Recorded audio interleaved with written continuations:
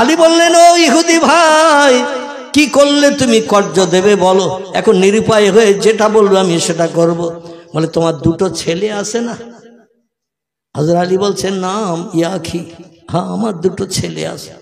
বলে, ছেলে দুটোর নাম কি? বলে, একটার নাম হাসান, একটার নাম হোসাইন। বলে, ছেলে দুটো আমার কাছে তুমি রেখে যাও, আর এই টাকা নিয়ে যাও তুমি 200 দিরহাম।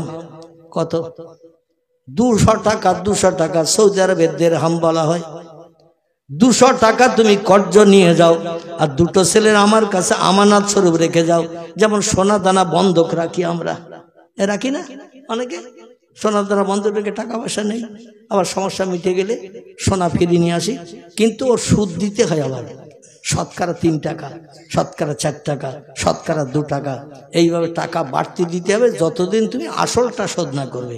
শরীয়তে এই সুদটাই হারাম। যত টাকা নিয়েছি তত টাকা ফেরত দেবেন, বাড়তি দিতে হবে না, এটা শরীয়তে জায়েজ। কিন্তু আপনি গহনা রাখলেন, কোন জিনিস রাখলেন, আবার প্রতি মাসে মাসে শতকরা 2 টাকা 3 টাকা বাড়তি দিতে হবে। যে লোকটি নেবে সুদের নিল, এবং আপনি বিপদে পড়ে আপনি নিয়েছেন, আপনাকেও সুদের টাকা দেওয়াটা, সুদ নেওয়া এবং দেওয়া উভয় সমান গুনাহগার। জোরে বলুন একটু নাউজুবিল্লাহ। যাই হোক, আমাদের দেশে এখন ওই নিয়ম চালু করলে চরম বিপদ হবে।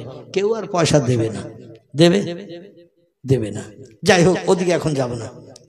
আমার ভাইরা হযরত আলীকে বললেন, তোমার ছেলে দুটো আমার কাছে আমানত রেখে যাও, কারণ আমি যতটুকু শুনেছি হাসান হুসাইনকে বড় ভালোবাসো, বড় মহব্বত করো, প্রেম করো, এবং তোমার শ্বশুরের চেহারার সঙ্গে হাসান হুসাইনের চেহারার অবিকল মিল আছে, না দেখলে তুমি থাকতে পারবে না।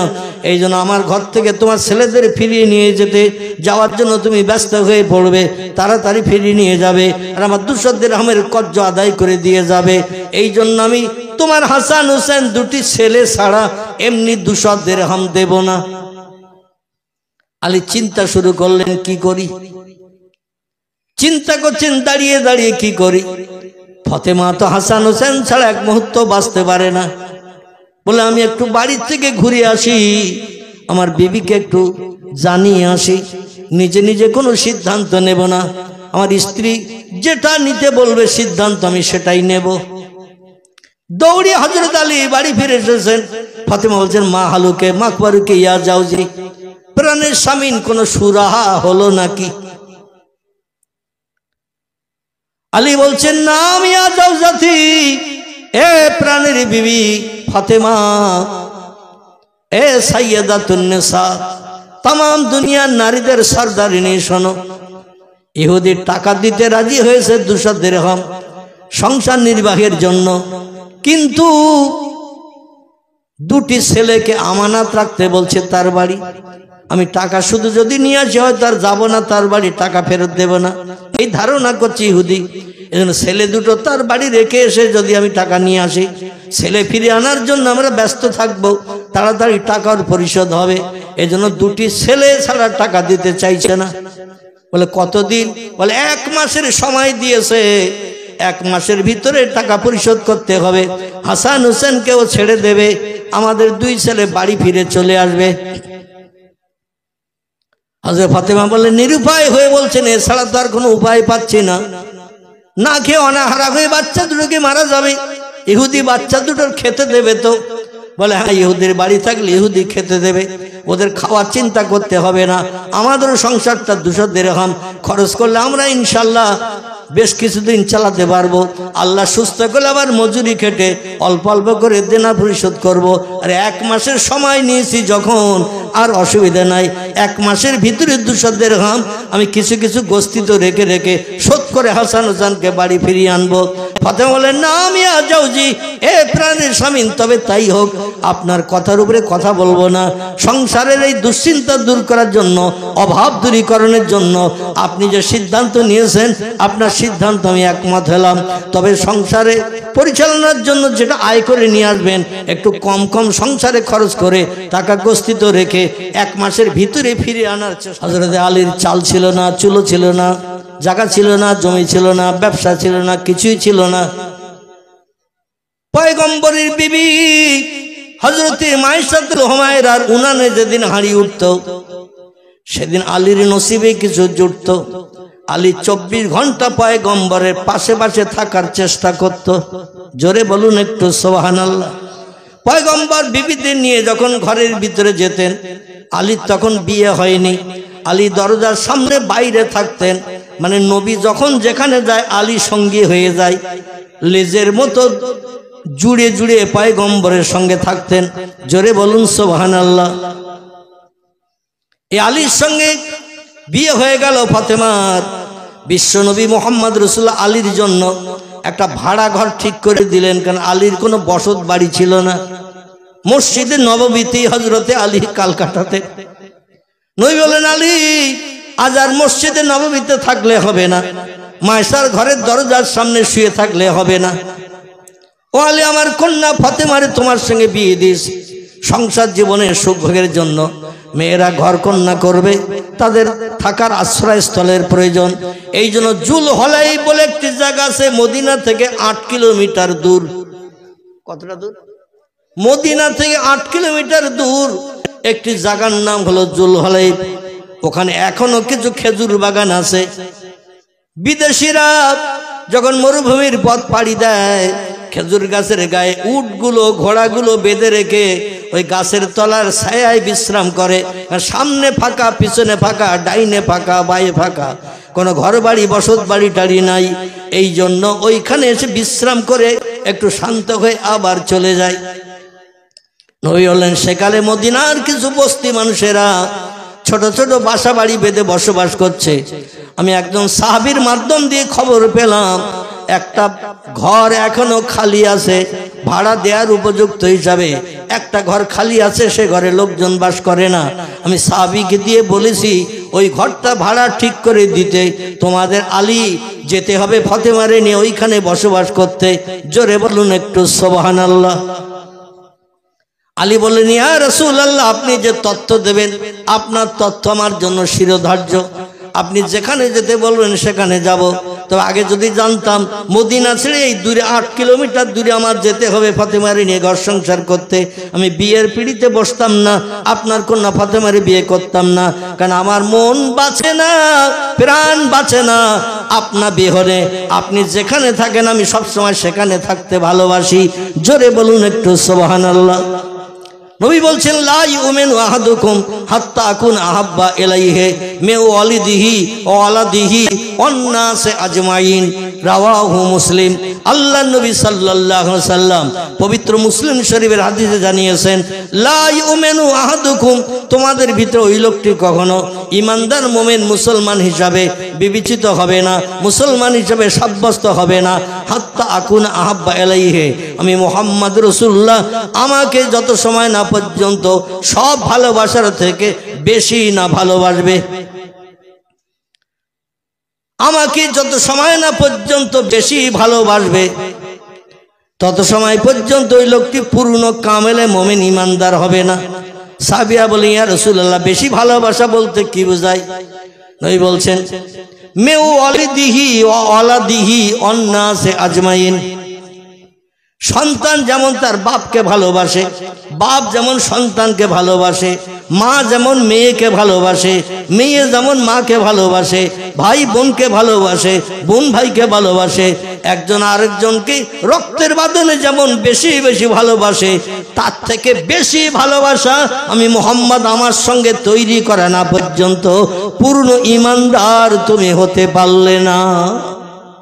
আলী বলে, ইয়া রাসূলুল্লাহ, এই জন্য আপনার হুকুম তামিল করার জন্য সবসময় আপনার ধারে পাশে ঘুরি, আপনার ধারে পাশে থাকে, কখন কোনটা বলেন, কখন কোনটা করতে হয়, এই জন্য আপনার কাছাকাছি থাকে। আপনাকে সব থেকে বেশি যে মানুষটারে সবসময় কাছে কাছে থাকে তার সঙ্গে ভালোবাসা একটু বেশি হয় না? হয় না? কাছাকাছি যে সব সময় থাকে, চলতে ফিরতে উঠতে বসতে যে থাকে সব সময় কাছাকাছি, এই লোকটি দেখবেন বেশি মহব্বতের মানুষ হয়, বেশি প্রিয় হয়। আলী বলছেন এই জন্য আমি আপনার সঙ্গে থাকার চিন্তা ভাবনা করি, সবসময় আপনার কাছে কাছে থাকি। কিন্তু ফাতেমাকে বিয়ে করার কারণে 8 কিলোমিটার দূরে বাসাবাড়ি ঠিক করেছেন। আমি সেখান থেকে কখন আসবো আর কখন যাব। বিশেষ করে ইয়া রাসূলুল্লাহ প্রতি ওয়াক্তে প্রথম কাতারে আপনার পিছনে আমি ইক্তেদা করার চিন্তা ভাবনা করি। জামাতে আপনার পিছনে প্রথম কাতারে দাঁড়াই উট কোরবানি সব পাওয়ার আশায়। কিন্তু ওই জুলহলাইফ থেকে যদি আমি প্রতি ওয়াক্ত নামাজ পড়তে আসি 8 কিলোমিটার দূর থেকে, আমার তো ঘোড়া নাই, আমার তো উট নাই, পায়ে হেঁটে হেঁটে আসতে হবে। জামাতে হয়তো আমি অ্যাটেন্ড করতে পারবো, কিন্তু পিছনের কাতারে দাঁড়াতে হবে। মানে আগে আগে যারা আসে তারা তো আগে আগে কাতারগুলো ভরাট করে, ঠিক কিনা? তবে আমাদের মহল্লার মসজিদে আগে আসবে যারা, ওই পিছনের কাতারে বসে থাকে তারা। আমি মাঝে মাঝে কিছু উপদেশামূলক বক্তব্য জুমার দিন রাখার সময় পিছনের মানুষকেও মাঝে মাঝে ডেকে ভেতরে ঢোকাই। এ ঠিক বললাম না ভুল বললাম? আপনারা যারা বাইরে আছেন ভিতরে আসেন, কারণ আলো আধারে আড়ালে থাকলে বক্তব্য রেখে কলিজা পরিতৃপ্ত হয় না, ঠিক কিনা? পিছনে বসে থাকবে, মসজিদে লোক নাই তবু থাকবে পিছনে। মানে ও উট কোরবানি সব নেবে না, গরু কোরবানি সব নেবে না, ছাগল কোরবানি সব নেবে না, ও ডিমের সব নেবে। কিসের? 7 টাকার ডিমের সব নেবে, বেশি সব নেবে না। আলী বলছেন ইয়া রাসূলুল্লাহ আমি জামাতে হাজির হতে পারবো কিনা আমার ভয় হচ্ছে, কারণ এই দূরের পথ আসতে হবে। নবী বললেন আলী আর কোন বক্তব্য আছে? আলী বলে ইয়া রাসূলুল্লাহ ওই 8 কিলোমিটার দূর জুলহলাইফে আমি যখন ফাতেমারে নিয়ে বসবাস করব, আর বেলালে হাফসি খালি মুখে মসজিদে নববীতে আজান দেবে, আবার বেলালের জবান হলো তোতলা। আচ্ছা, তোতলা লোকের কথার আওয়াজ জোর হয় না আস্তে হয়? তোতলা লোকের কথার আওয়াজ আস্তে হয়। বলে বেলাল যখন মসজিদে নববীতে আজান দেবে, বেলালের আজানের আওয়াজ 8 কিলোমিটার দূরে যদি না যায়, কখন কোন সময় জামাত হচ্ছে। এখন তো মোবাইল মেশিনে ঘড়ি আছে, হাতে হাত ঘড়ি আছে, দেওয়ালে দেওয়াল ঘড়ি আছে, আছে না নাই? টাইম দেখার জন্য বিভিন্ন যন্ত্র মেশিন বিজ্ঞানী তরফ থেকে বানানো হয়েছে। তখন তো ঘড়ির প্রচলন ছিল না, মোবাইলের প্রচলন ছিল না, দেওয়াল ঘড়ির কোনো প্রচলন ছিল না। আমার ভাইরা এমন করে রেডিও টেলিভিশনেও সময় দেখা যায়, যায় না? সময়ের কথা বলে, তখন তো কিছুই ছিল না। আলী বলছেন ইয়া রাসূলুল্লাহ কখন কোন ওয়াক্তের আজান হচ্ছে আমি কি করে শুনবো বেলালের আওয়াজ? বেলাল তো মসজিদ নববীতে তোতলা জবানিতে আজান দেবে। নবী বললেন আলী দুনিয়ায় বেঁচে থাকতেই আল্লাহ তোমাকে জান্নাতের সার্টিফিকেট দিয়েছে, মরণের দিন পর্যন্ত 1 ওয়াক্ত নামাজ তোমার কাজা হবে না। জোরে বলা যাবে না? আল্লাহ কি এমনি এমনি সার্টিফিকেট দিয়েছে? ও আলী 1 ওয়াক্ত নামাজ জামাতে তোমার কাজা হবে না। এই জন্য আল্লাহ পাক তোমার মনের খবর রাখেন। আল্লাহু আলিমুন বিজাতিস সুদূর, বান্দার অন্তরের গোপন খবর আল্লাহ রাখেন। নামাজের মহব্বত, নামাজের প্রেম, নামাজের ভালোবাসা তোমার হৃদয়ে কতটা আছে আল্লাহ বেশি জানেন। আল্লাহু আলামু বিমুরাদিহি, আল্লাহ বেশি জানেন, বেশি খবর রাখেন। অতএব তোমার চিন্তা করতে হবে না। বেলাল তোতলা জবানিতে আজান দিল, এই মসজিদে নবীর হাওয়া জুলহলাইফে তোমার কানে আগে পৌঁছে দেবে। নারায়ে তাকবীর। 8 কিলোমিটার দূরে বেলালের কণ্ঠের আওয়াজ আল্লাহ হাওয়ার মাধ্যম দিয়ে তোমার কানে পৌঁছে দেবে। এখন মাইকে আজান দিল 1.5 কিলোমিটার দূরেও যায় না, ঠিক কিনা? আর গেলেও মানুষ আজানের কোনো খবরই নেয় না, আজানের কোনো ফলো পর্যন্ত করে না, ঠিক না ভুল? আল্লাহ হাওয়ার মাধ্যম দিয়ে তোমার কানে আওয়াজ পৌঁছে দেবে। আর ওই এলাকায় যত বস্তি মানুষ বসবাস করছে ওই খেজুর বাগানের ধারে জুলহলাইফে, ও আলী বেলালের আজান ধ্বনির আওয়াজ যখন তোমার কানে হাওয়ার মাধ্যম দিয়ে আল্লাহ পৌঁছে দেবেন, তুমি ঝুপড়ি ঘর থেকে বেরিয়ে এসে বাইরে তুমি আল্লাহু আকবার ধ্বনির আওয়াজ শুরু করে দেবে। ও আলী আল্লাহ তোমার দেহে এত শক্তি দিয়েছে, তোমার কণ্ঠের আওয়াজে এত জোর দিয়েছে, তোমার মনের ভিতরে এমন বীরত্বের সাহস আল্লাহ দিয়েছে, তুমি ওই জুলহলাইফ বস্তিতে বেলালের আজান শুনে তুমি আজানের একটু রিপিট করবে, আজানের পুনরাবৃত্তি তুমি আওয়াজ দিয়ে দেবে। তোমার আওয়াজ সামনে 8 মাইল, পিছনে 8 মাইল, ডাইনে 8 মাইল, বাঁয়ে 8 মাইল, চতুর্দিকে 4 রাস্তা 32 মাইল এরিয়া তোমার আওয়াজ আল্লাহ পৌঁছে দেবে। নারায়ে তাকবীর। এই আলী আজানের পরে দৌড়াতে থাকতেন মসজিদে নববীতে জামাতে শরীক হওয়ার জন্য। সংসার চলছে ফাতেমার সঙ্গে। হযরত আলী রাদিয়াল্লাহু ইহুদির বাড়িতে দিন মজুরির কাজ করতেন, মজুরি খাটতেন, জন দিতেন, জন বাংলা ভাষায় যেটা বললে বুঝতে পারবে। তার জায়গা ছিল না, জমি ছিল না, খেজুর বাগান ছিল না, পয়সা কড়ি ছিল না, কিচ্ছু ছিল না। ইহুদিদের খেজুর বাগানে যেয়ে পাকা খেজুর পেড়ে দিতেন, আবার বস্তাবন্দি করে বাড়ি পৌঁছে দিতেন। যেদিন গাছে খেজুর পাকা থাকতো না, কুয়া থেকে মশকে করে পানি ভর্তি করে কাঁধে ঝুলিয়ে নিয়ে সেই পানি বাড়িতে যে বড় বড় পাত্রে ঢেলে দিয়ে আবার কুয়ায় যেতেন, আবার মশকে করে পানি ভর্তি করতেন। ছাগলের চামড়ার মশক। আমি কলকাতা আলিয়ায় যখন পড়তাম 1983-84 সাল, কত সাল বললাম? 1983-84 সাল। 84 সালে আমি ফাইনাল টাইটেল পরীক্ষা দিয়েছিলাম। এখন আমার খেয়াল আছে 83 সালে টাইটেল প্রথম বর্ষে ভর্তি হয়েছিলাম, দ্বিতীয় বর্ষ টাইটেল পড়ছিলাম। তো আমরা যে হোস্টেলে থাকতাম, হোস্টেলটির নাম হলো ইলিয়ট হোস্টেল। কি নাম বললাম? Elliot hostel. এই হোস্টেলে আমাদের কাছে মাটির একটা করে কলসি থাকতো, মাটির কলসি। তো ওই পানি নিয়ে এসে মানে যারা ওই পানি সাপ্লাই করতো আর কি, ওখানে ওরা ওই মশকে করে, ছাগলের চামড়ার মশকে করে পানি এনে ওই মুখটা একটু চেপে ধরে নিয়ে আসতো আর কাঁধে বাঁধিয়ে নিয়ে আসতো। মুখটা একটু ঢল দিত আর হুড় করে পানি কলসির ভিতরে চলে যেত। আমাদের আবার মাসে মাসে পয়সা দিতে হতো, পয়সার বিনিময়ে পানি দিয়ে যেত। পড়াশোনার যাতে কোনো ল্যাপস না হয়, অসুবিধা না হয়, এই জন্য সব রকম ব্যবস্থা সেখানে ছিল, তা পয়সা খরচ করতে হতো। যাই হোক, এইরকম মশকে করে আলী কুয়া থেকে বালতি দড়ি ফেলে পানি তুলে মশক ভর্তি করে ইহুদিদের বাড়ি পৌঁছে দিত। তার প্রতিদান 1 দিরহাম, 1.5 দিরহাম, 2 দিরহাম কোনোদিন পেয়েছেন, কোনোদিন পান নাই। যেদিন 24 ঘন্টা হয়তো 18 ঘন্টা 24 ঘন্টা এই রকম কাজ করতো, নামাজের ওয়াক্ত বাদ দিয়ে নামাজের সময় দৌড়িয়ে নামাজ পড়তে আসতেন, আবার নামাজ হয়ে গেলে আবার কাজে যেয়ে জয়েন করতেন। জোরে বলুন একটু সুবহানাল্লাহ। হযরতে আলী মজুরি খেটে খেটে সংসার নির্বাহ করতেন। পয়গম্বর মোহাম্মদ রাসূলুল্লাহ মাঝে মাঝে জামাই মেয়ের সংসার কেমন চলছে দেখতে যেতেন।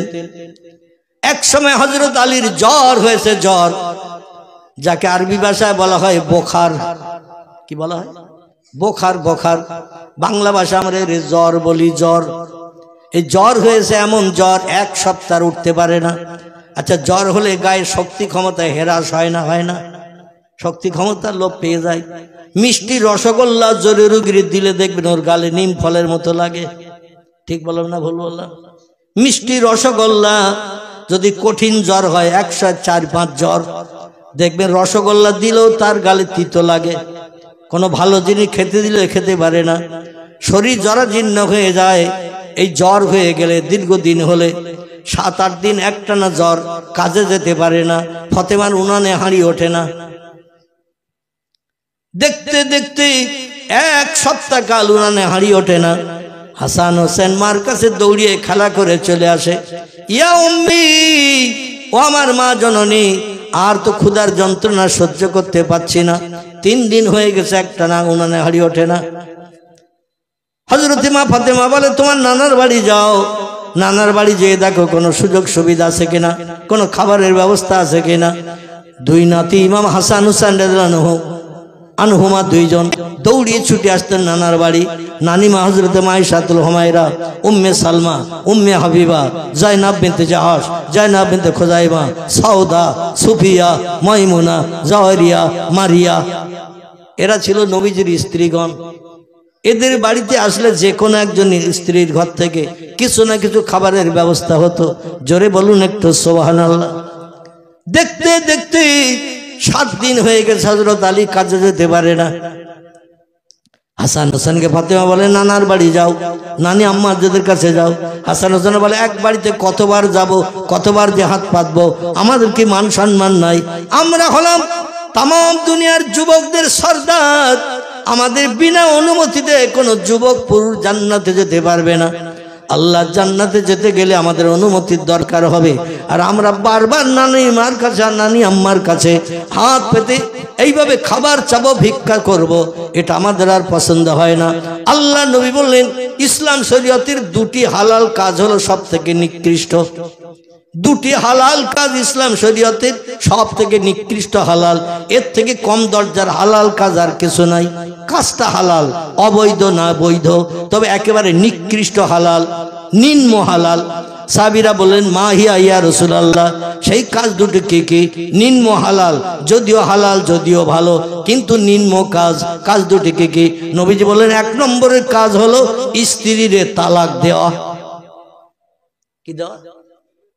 স্বামী স্ত্রীতে মতদ্বন্দ্ব হয়েছে, ঝগড়াঝাটি হয়েছে, কথা কাটাকাটি হয়েছে, আর সঙ্গে সঙ্গে একে দমে 11 বার বলে দিয়েছে তোরে তালাক দিলাম, তালাক দিলাম, তালাক দিলাম, তালাক দিলাম, একদমে যতবার বলা যায়। খিদিরপুরে অবশ্য এত বলে না, আমাদের গ্রামে এরকম ঘটনা অনেক জায়গায় ঘটেছে। দুর্ভাগ্য, এখনো তারা সেই স্ত্রী নিয়ে ঘর সংসার করছে, এখনো তারা সেই স্ত্রী নিয়ে ঘর সংসার করছে, স্ত্রীকে শোধরিয়ে নেয়নি। ইসলাম শরীয়তের নিয়ম আছে, রাগের মাথায় পড়ে যদি স্ত্রীর তালাক দেয় কেউ, ধৈর্য ধরতে না পারে, ইসলাম শরীয়তের নিয়ম আছে স্ত্রীকে আবার নেওয়ার, কিন্তু সেটা তাহলিল করতে হবে, অন্য জায়গায় বিয়ে দিতে হবে, সে স্বামী ছেড়ে দেবে, 3 মাস 10 দিন পরে আবার আপনি বিয়ে করে পুরনো স্ত্রীর ঘরে তুলতে পারবেন। কিন্তু এই অপরের কাছে বিয়ে দিতে হবে, এটার কেউ মেনে নিতে চাচ্ছে না। এমন ঘটনা অনেক জায়গায় অহরহ ঘটছে। নাউজুবিল্লাহি মিন জালিক, জোরে বলুন নাউজুবিল্লাহ। আমার ভাইরা, নবী বললেন দুটি নিকৃষ্ট হালালের ভিতরে, নিম্ন হালালের ভিতরে একটি নিম্ন হালাল হলো স্ত্রীকে তালাক দেওয়া। তুমি তোমার স্ত্রীর আচার ব্যবহারে খুশি হতে পারো নাই, এই জন্য তুমি তারে পৃথক করছো, তোমার সংসার নির্বাহের জন্য আর একটা ওই জাতের মেয়ে তো তোমার ঘরে আনতে হবে। তুমি তো কোনো ছেলেকে বিয়ে করে সংসার চালাতে পারবে না, আর একটা মেয়ের বিয়ে করতে হবে। যে স্ত্রীর তালাক দিয়েছো ওরও বেকাহাড়, যে মেয়েটা আবার বিয়ে করে আনবে তারও বেকাহাড়। যে স্ত্রীর সঙ্গে ঝামেলা হয়েছে, যার কারণে তালাক দিয়েছো, এই স্ত্রীর তুমি ঘরে আনছো নতুন, এর সঙ্গে কি ঝামেলা হবে না? এ সার্টিফিকেট তোমারে দিল কে? বোঝা গেল? আবার নতুন যে স্ত্রীকে আনছো একটা স্ত্রীর তালাক দিয়ে, এ তো বেকাহাড়ের তৈরি, এরও সঙ্গে তো সংসার করতে গেলে ঝামেলা হবে, কথা কাটাকাটি হবে, গালিগালাজ হবে। তাহলে এইভাবে তুমি সারা জীবনকে বিয়ে করবে আর তালাক দেবে? বরং ধৈর্য ধরো, সবর ইখতিয়ার করো, যেভাবে মানিয়ে নিয়ে সংসার চালানো যায় সেভাবে চালাও। এই কাজটা হলো একেবারে নিকৃষ্ট, কম দরজার হালাল। আর একটা হালাল আল্লাহ নবী বলছেন ইসলাম শরীয়তে আর একটা হালাল আছে, নিম্ন হালাল। সে হালালটি হলো কারো কাছে হাত পেতে কিছু চাওয়া। বোঝা গেল? কারো কাছে হাত পেতে কিছু চাওয়া, এটা হলো একেবারে নিম্ন হালাল। এই জিনিসটা আমি আল্লাহর নবী কোনোদিন কারো কাছে হাত পেতে কিছু চাই নাই, আর আল্লাহ যেন আমার চাইতে না দেয়। কারো কাছে হাত পেতে কিছু চাওয়াটা এটা বড় নিন্দনীয়, লজ্জাকর ব্যাপার। মুসলমানদের ঘরের কিছু মানুষ দেখবেন 10,000 20,000 টাকা ব্যাংক ব্যালেন্স রয়েছে, তবু ভিক্ষা করে বেড়াচ্ছে। আছে না নাই? জায়গা জমি আছে 1-1.5 বিঘে 2 বিঘে 4 বিঘে জমি রয়েছে, ভিক্ষা করে বেড়াচ্ছে। পাকা ঘর বাড়ি রয়েছে, ছাদ দেওয়া পাকা ঘর বাড়ি, পরের বাড়ি ঝিয়ের কাজ করলে যথেষ্ট তার চলে, গায়ে শক্তি ক্ষমতা আছে, ও ভিক্ষা করে খাচ্ছে। পরের কাছে শুধু এই দরজায় হাত পাতা, মা কিছু দাও, ভিক্ষা দাও, এটা দাও, ওটা দাও, যেটা দেখবে ওরা সেটা চাবে। দুনিয়া সব যদি ধরিয়ে দেন তাও ওদের কলিজা ভরবে না। ঠিক বললাম না? বললো যেটা দেখবে সেটা চাবে। এই ভিক্ষুকদের এটা ব্যাড হ্যাবিট, এটা বদ অভ্যাস। একটা দড়িতে যদি শাড়ি মেলে দেওয়া থাকে সেটাও চাবে, আমার শাড়ি ছেঁড়া, পরার কিচ্ছু নেই, ওই শাড়িটা আমার দেও। এমন ভাবে দরদ দেখাবে, কলিজা আপনার আগুনে কলিজা বরফের মতন ঠান্ডা হয়ে যাবে। পরে খোঁজ নিয়ে দেখা যাচ্ছে ওর বাড়ি 7খানা শাড়ি তোলা করে ভাঁজ করে রাখা দিয়েছে। বলছে আমার ছেঁড়া শাড়ি পরার মতন নাই, তোমার ওই শাড়িটা আমার দাও বুবুজান। এই ঘটনা ঘটে না? ঘটে না? আমার বাড়িতে তো ঘটে। আমার ভাইয়ের নবী বলছেন কারো কাছে হাত পাতাটা হলো নিন্দনীয় হালাল। হযরত ইমাম হাসান হুসাইন আর যেতে চাইছে না নানি আম্মাদের কাছে, বলে তাহলে অপেক্ষা করো, দেখি কোনো আল্লাহ কোনো ব্যবস্থা করে কিনা। ফাতেমা হযরত আলীকে ডেকে বলছেন, প্রাণের স্বামী, দুটি বাচ্চা তারা ক্ষুধার যন্ত্রণায় কাতর, অনাহারা, আজ 3 দিন ওনার হাড়ি ওঠে না, এখনো পর্যন্ত আপনার জ্বর সারে নাই, মজুরি খাটতে যেতে পারছেন না, ইহুদির বাড়ি কাজ করতে যেতে পারছেন না, উপায় কি? আলী বললেন, এ ফাতেমা, আমিও বাচ্চাদের মুখের দিকে তাকে দেখলাম, মুখ শুকনো হয়ে গেছে, কতদিন আর লোকের বাড়ি যে এইভাবে খাবার চাবে? নবী নন্দিনী ফাতেমার সন্তান হিসাবে দেখি কিছু করা যায় কিনা। যে ইহুদির বাড়িতে মজুরি খাটতো, খেজুর গাছের খেজুর পাড়ত, কুয়ার থেকে পানি তুলে তার মশক ভর্তি করে বাড়িতে বড় পাত্রে ভরে দিত, তার বাড়ি যেয়ে বলছেন আমি অসুস্থতা ছিলাম দীর্ঘ আর 7 দিন, যার কারণে ওখানে হাড়ি ওঠে না, 3-4 দিন হয়ে গেল, বাধ্য হয়ে আমার গায়ে এখনো শক্তি ক্ষমতা আসে নাই, জ্বর এখনো সারে নাই, কিন্তু কিছু অর্থ আমারে কর্য ধান না দিলে আমার সংসারে উনানে তো হারিয়ে উঠছে না, বাচ্চারা অনাহারা হয়ে মারা যাচ্ছে, আমার বিবির মুখটাও কালো হয়ে গেছে, নানা নানির কাছে আর কতদিন যে চাইবে, আমাদেরও মান সম্মান ইজ্জতে লাগছে। নবী বলছেন মানুষের কাছে হাত পাতাটা হলো একেবারে নিকৃষ্ট, নিন্দনীয় হালাল, সব থেকে কম দরজার হালাল। এ কাজটা করাও আল্লাহর নবী পছন্দ করেন না। 8 দিন পেটে পাথর বেঁধে রেখেছে, কিন্তু কারো কাছে হাত পেতে নবী কিছু চান নাই। চিল্লাই বলুন একটু সুবহানাল্লাহ। কদিন? 8 দিন। 8 দিন পেটে পাথর বেঁধে রেখেছেন, জামা গায়ে দিয়েছেন পাথরের উপরে, পেটটা উঁচু। সাহাবীরা দেখে নবীজির পেট উঁচু, নিশ্চয়ই নবীর বিবিরা ভালো মন্দ রান্না করেছে, নবী খেয়েছেন একটু বেশি বেশি, তাই জামাটা ঠেলে রয়েছে। এই দেখে সাহাবীরা বাড়ি যেয়ে বিবিদের বললেন ভালো মন্দ রান্না করো, নবী ভালো খেয়েছেন আমরাও ভালো খাবো, নবী না খেলে আমরা অনাহারা থাকবো। কারণ নবীর সঙ্গে আমাদের সম্পর্ক একেবারে আঙুলের সঙ্গে আঙুল যেমন গায়ে গায়ে থাকে, ওই রকম আমরা নবীর আদর্শের সঙ্গে জোড়া। জোরে বলুন একটু সুবহানাল্লাহ।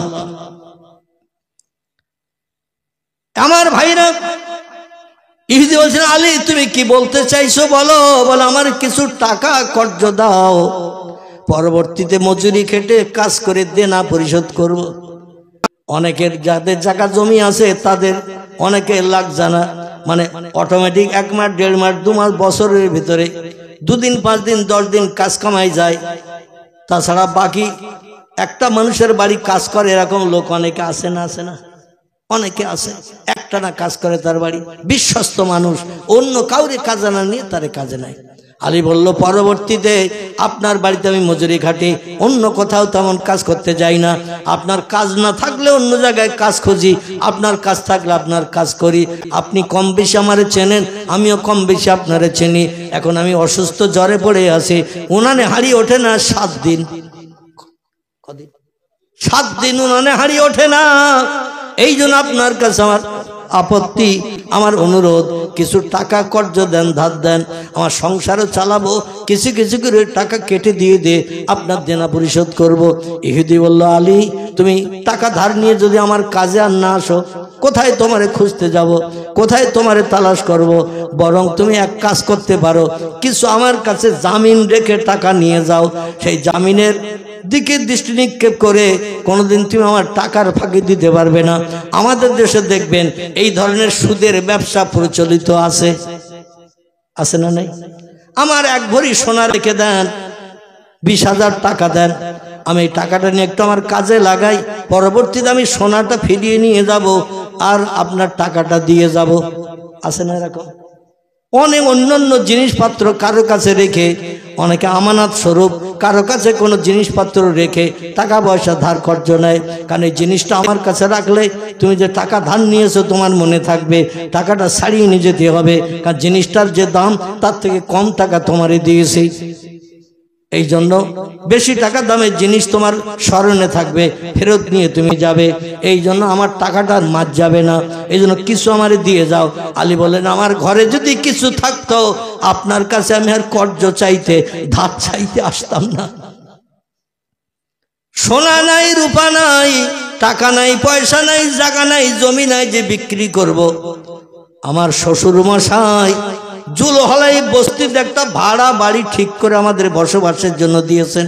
মাসে মাসে যে ভাড়া দিতে হয় ওটা আমি আলী দিন আমার শ্বশুর দিয়ে দেয়। জোরে বলুন একটু সুবহানাল্লাহ। ইহুদি বলছেন আলী, কিন্তু আমি এমনি এমনি টাকা কর্জ দিয়ে তোমারে খুঁজে বেড়াবো না। তুমি যতই আমার বাড়ি কাজ করো, কম বেশি তোমারে চিনি, তুমি আমারে চেনো, কিন্তু এমনি এমনি টাকা ধার দিতে পারবো না। আলী বললেন তাহলে আর কি করতে পারি? আমার বাচ্চাদের মুখে আমি আর কি দেব? অনাহারা হয়ে তারা মারা যাবে, এটাই কি আপনি চান? ইহুদি বলছে আলী, একটা পথ অবলম্বন করলে আমি কিছু টাকা কর্জ দিয়ে তোমার সংসার নির্বাহের ব্যবস্থা করে দিতে পারি। আলী বললেন ও ইহুদি ভাই, কি করলে তুমি কর্জ দেবে বলো? এখন নিরুপায় হয়ে যেটা বলবো আমি সেটা করব। বলে তোমার দুটো ছেলে আছে না? হযরত আলী বলছেন নাম ইয়াখি, হ্যাঁ আমার দুটো ছেলে আছে। বলে ছেলে দুটোর নাম কি? বলে একটার নাম হাসান, একটার নাম হোসাইন। বলে ছেলে দুটো আমার কাছে তুমি রেখে যাও, আর এই টাকা নিয়ে যাও তুমি 200 দিরহাম। কত? 200 টাকা। 200 টাকা সৌদি আরবের দিরহাম বলা হয়। 200 টাকা তুমি কর্জ নিয়ে যাও, আর দুটো ছেলের আমার কাছে আমানত স্বরূপ রেখে যাও। যেমন সোনা দানা বন্ধক রাখি আমরা, রাখি না অনেকে? সোনা দানা বন্ধক রেখে টাকা পয়সা নেই, আবার সমস্যা মিটে গেলে সোনা ফিরিয়ে নিয়ে আসি, কিন্তু ওর সুদ দিতে হয়। আবার শতকরা 3 টাকা, শতকরা 4 টাকা, শতকরা 2 টাকা, এইভাবে টাকা বাড়তি দিতে হবে যতদিন তুমি আসলটা শোধ না করবে। শরীয়তে এই সুদটাই হারাম। যত টাকা নিয়েছি তত টাকা ফেরত দেবেন, বাড়তি দিতে হবে না, এটা শরীয়তে জায়েজ। কিন্তু আপনি গহনা রাখলেন, কোনো জিনিস রাখলেন, আবার প্রতি মাসে মাসে শতকরা 2 টাকা 3 টাকা বাড়তি দিতে হবে। যে লোকটি নেবে সুদের নিল, এবং আপনি বিপদে পড়ে আপনি নিয়েছেন, আপনাকেও সুদের টাকা দেওয়াটাও, সুদ নেওয়া এবং দেওয়া উভয় সমান গুনাহগার। জোরে বলুন একটু নাউজুবিল্লাহ। যাই হোক, আমাদের দেশে এখন ওই নিয়ম চালু করলে চরম বিপদ হবে। কেউ আর পয়সা দেবে না। দেবে? দেবে না। যাই হোক, ওদিকে এখন যাব না। আমার ভাইরা হযরত আলীকে বললেন তোমার ছেলে দুটো আমার কাছে আমানত রেখে যাও, কারণ আমি যতটুকু শুনেছি হাসান হুসাইনকে বড় ভালোবাসো, বড় মহব্বত করো, প্রেম করো, এবং তোমার শ্বশুরের চেহারার সঙ্গে হাসান হুসাইনের চেহারার অবিকল মিল আছে, না দেখলে তুমি থাকতে পারবে না। এই জন্য আমার ঘর থেকে তোমার ছেলেদের ফিরিয়ে নিয়ে যেতে যাওয়ার জন্য তুমি ব্যস্ত হয়ে পড়বে, তাড়াতাড়ি ফিরিয়ে নিয়ে যাবে, আর আমার 200 দিরহামের কর্জ আদায় করে দিয়ে যাবে। এই জন্য আমি তোমার হাসান হুসাইন দুটি ছেলে ছাড়া এমনি 200 দিরহাম দেব না। আলী চিন্তা শুরু করলেন, কি করি? চিন্তা করছেন দাঁড়িয়ে দাঁড়িয়ে কি করি। ফাতেমা তো হাসান হুসাইন ছাড়া এক মুহূর্ত বাঁচতে পারে না। বলে আমি একটু বাড়ির থেকে ঘুরে আসি, আমার বিবিকে একটু জানিয়ে আসি, নিজে নিজে কোনো সিদ্ধান্ত নেব না, আমার স্ত্রী যেটা নিতে বলবে সিদ্ধান্ত আমি সেটাই নেব। দৌড়ে হযরত আলী বাড়ি ফিরে এসেছেন। ফাতেমা বলছেন মা হালুকে মাকবারুকে ইয়া যাও জি, প্রাণের স্বামীন কোনো সুরাহা হলো নাকি? আলী বলছেন নাম ইয়া যাও জাতি, এ প্রাণের বিবি ফাতেমা, এ সাইয়্যিদাতুন নিসা, तमाम দুনিয়ার নারীদের সরদারিনী শোনো। ইহুদি টাকা দিতে রাজি হয়েছে 200 দিরহাম সংসার নির্বাহের জন্য, কিন্তু দুটি ছেলেকে আমানত রাখতে বলছে তার বাড়ি। আমি টাকা শুধু যদি নিয়ে আসি হয় তার যাব না, তার বাড়ি টাকা ফেরত দেব না, এই ধারণা করছে ইহুদি। এজন্য ছেলে দুটো তার বাড়ি রেখে এসে যদি আমি টাকা নিয়ে আসি, ছেলে ফিরে আনার জন্য আমরা ব্যস্ত থাকব, তাড়াতাড়ি টাকার পরিশোধ হবে।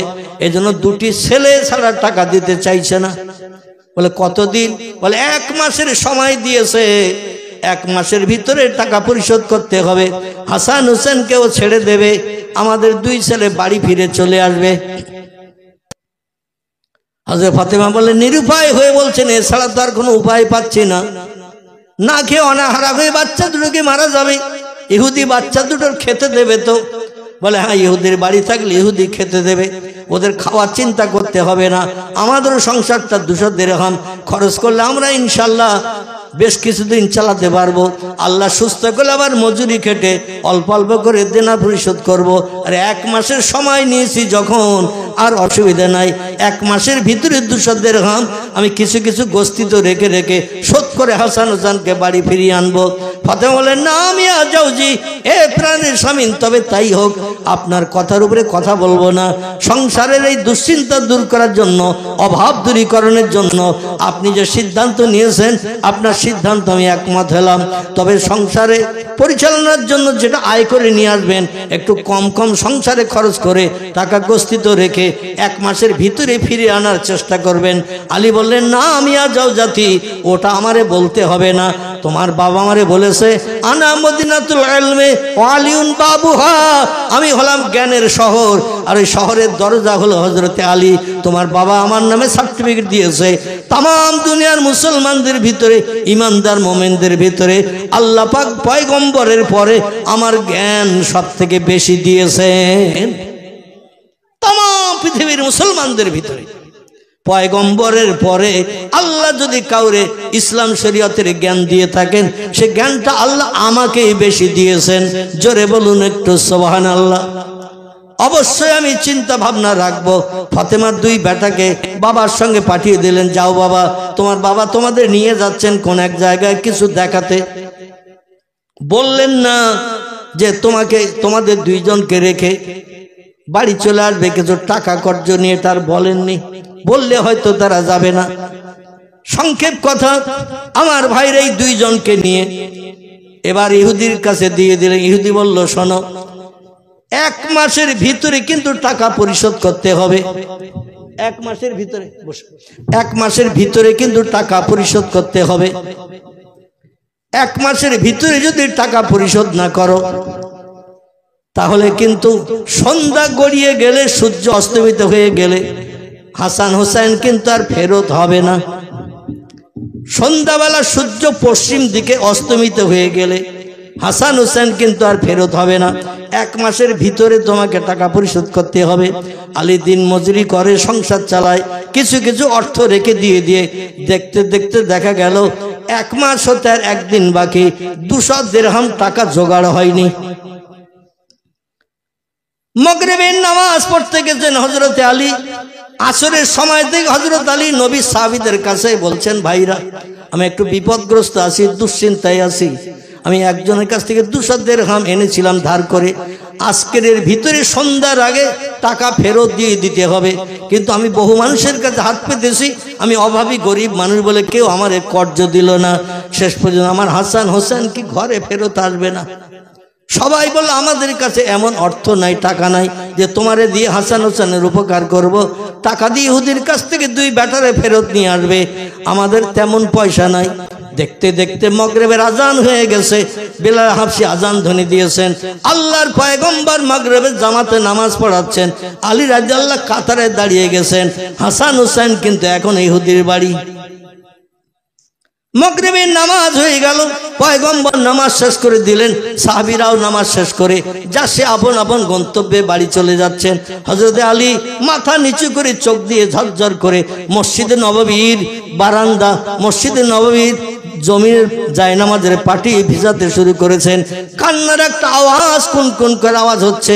আল্লাহ নবী বললেন, মাফ কুকা ইয়া আইয়ুহাল আসহাব, এ সাহাবীরা, মাগরিবের নামাজ হয়ে গেল, সবাই আপন আপন গন্তব্যস্থানে ঘরে ঘরে ফিরে গেল, কিন্তু কোথা থেকে একটা করুণ কান্নার আওয়াজ আসছে। কে কাঁদছে একটু দেখো বলো। সাহাবীরা খোঁজ নিয়ে দেখে আলী রাদিয়াল্লাহু মাথা নিচু করে মসজিদ নববীর ভিতরে বড়ে বসে কোন কোন করে কাঁদছেন, হাউ হাউ করে তিনি কাঁদছেন। কান্নার আওয়াজটা একটু আস্তে আস্তে হচ্ছে, জোরে জোরে কাঁদেন না। সাহাবীরা বলে, ইয়া রাসূলুল্লাহ, আপনার প্রিয় জামাই ফাতেমার স্বামী কান্না করছে, ফাতেমার স্বামী কান্না করছে ইয়া রাসূলুল্লাহ। আল্লাহ নবী বলেন, আলীর আমার কাছে ডাকো। পয়গম্বর মুহাম্মদ রাসূলুল্লাহর কাছে আলীকে ডাকা হলো। আলীকে বলল, মাফ কুকা ইয়া আলী ইবনে আবি তালিব, এ আবু তালেবের বেটা আলী, তুমি কাঁদছো কেন? হযরত আলী বললেন, ইয়া রাসূলুল্লাহ, হাসান হোসেন ইহুদির বাড়ি জামিনদার, 200 দিরহাম এনেছিলাম। আজকের মাগরিবের ভিতরে সন্ধ্যা হওয়ার আগে টাকা ফেরত দেওয়ার কথা ছিল, কিন্তু আমি টাকা জোগাড় করতে পারিনি। অনেক নবী সাহাবীদের কাছে ধার চেয়েছে, কর্জ চেয়েছে, তারা কেউ দিয়ে আমার এই বিপদ থেকে উদ্ধার করতে পারেননি। তাই আর আমার 2 বেটাকে ইহুদি ফেরত দেবে না। সন্ধ্যা হয়ে গেছে, মাগরিবের নামাজ হয়ে গেছে, এই জন্য আমি ফাতেমার কাছে যে কি জবাবদিহি করবো ইয়া রাসূলুল্লাহ। তার 2 বেটার চেহারা আর ফাতেমার দেখতে পাবে না, ইহুদি ওদের আর ছাড়বে না। তাই আমি বসে বসে নিরুপায় হয়ে কাঁদছি। রাসূল বললেন, এ আলী, তুমি কেঁদো না, তুমি কেঁদো না। আল্লাহ পাক, আমি পয়গম্বর মুহাম্মদ রাসূলুল্লাহ, আমাকে এখন হায়াতে বাঁচিয়ে রেখেছেন। জোরে বলুন একটু সুবহানাল্লাহ। নবী বললেন, আলী, কত টাকা তুমি জামিন রেখে হাসান হোসেনকে রেখে এসেছো? বলে, ইয়া রাসূলুল্লাহ, 200 দিরহাম। বলে, 200 দিরহাম যদি হয় তাহলে আমার সাহাবীরা যারা মসজিদে নববীতে আছে তাদের একটু ডাকো। সাহাবীদের ডাক দেয়া হলো, সাহাবীরা এসে হাজির হলো। আল্লাহ বললেন, তোমাদের কারো কাছে 200 দিরহাম কর্জ পাওয়া যাবে। হাসান হোসেনকে জামিন থেকে মুক্তি করে নিয়ে বাড়ি ফিরিয়ে আনা হবে। ফাতেমার দুলাল ফাতেমার ঘরে আসবে। আজকের সন্ধ্যার ভিতরে টাকা দেওয়ার কথা ছিল, কিন্তু মাগরিবের নামাজ অতিবাহিত হয়ে গেছে, রাত হয়ে গেছে, সূর্য অস্তমিত হয়ে গেছে।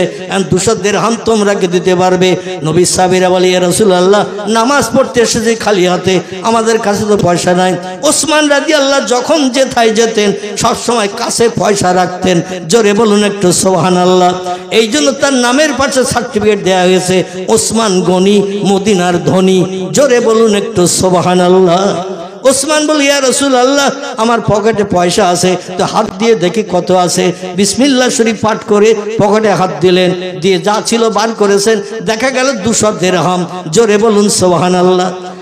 হযরতে ওসমানকে নবী বললেন, ওসমান, জান্নাত আমার একজন বন্ধু থাকবে, সে বন্ধু আবু বকর নয়, ওমরও নয়, ওসমান তুমি ছাড়া, আর আলী নয়, অন্য আব্দুর রহমান বিন আউফ নয়, জুবাইর বিন আওয়াম নয়, সাদ বিন আবি ওয়াক্কাস নয়, তলহা নয়, এমন করে অন্য সাহাবীরা কেউ নয়। আমার জান্নাতের বন্ধু হবে তুমি। জোরে বলুন একটু সুবহানাল্লাহ। ওসমানের হাতে টাকা নিয়ে আল্লাহর পয়গম্বর আলীর কাছে দিয়ে বললেন, যাও, এই টাকা নিয়ে যাও, ইহুদির দেনা পরিশোধ করে হাসান হোসেনকে নিয়ে এসো। এই জন্য আমি 1 মাসাধিক কাল হাসান হোসেনকে দেখি না। দৌড়িয়ে দৌড়িয়ে আসে, আমার সঙ্গে গল্পগুজব করে, আমার সঙ্গে খেলা করে, কিন্তু তাদের আর দেখি না। জামিন রেখেছো, তাও তো আমারে বলো নাই। আলী বলছি, ইয়া রাসূলুল্লাহ, এখন আর টাকা দিয়ে কোনো লাভ হবে না, টাকা নিয়ে গেলে লাভ হবে না। নবী বললেন, কেন? বলে, সন্ধ্যার আগে টাকা দেওয়ার ওয়াদা ছিল, রাত হয়ে গেছে, মাগরিবের নামাজ হয়ে গেছে, রাতের বেলা টাকা দিলে ইহুদি নেবে না। নবী বললেন, আমি যাই নামাজের পার্টিতে আবার নফল নামাজে বসছি, আল্লাহর কাছে হাত তুলে তোমার 2 বেটার জন্য দোয়া করছি। যাও, আল্লাহ ডুবন্ত সূর্য আবার উদয় করে দিন তৈরি করে দেবে। জোরে বলুন একটু সুবহানাল্লাহ। লম্বা ঘটনা আর আলোচনা করব না। পীরজাদা হুজুর কেবল এসেছেন, তিনি আপনাদের কাছে দীর্ঘ সময় ধরে আলোচনা রাখবেন ইনশাআল্লাহ। ইহুদির বাড়ি হযরতে আলী গেল, যে বললেন, উনি নিতে চাইলেন না। বলে, একটু বাইরে বার হও, পশ্চিম দিকে তাকাও, সূর্য যদি আপনার নজরে দেখা যায় তাহলে দিন আছে, এটাই প্রমাণ হবে, আর আমার টাকা আপনি নেবেন, 2 বেটায় ফেরত দেবেন। ইহুদি বলে, রাত কয়েক ঘন্টা হয়ে গেছে, আর এখন তোমার ছেলে তুমি ফেরত দিতে আসছো, এটা হবে না। বলে, একটু বাইরে বেরিয়ে দেখো। বাইরে বেরিয়ে দেখে পশ্চিম আকাশে সূর্য উদয় হয়ে দিনের আলো দিয়ে আস্তে আস্তে ডগমগ করে নিচের দিকে নামতে শুরু করেছে। চিল্লায় বলুন একটু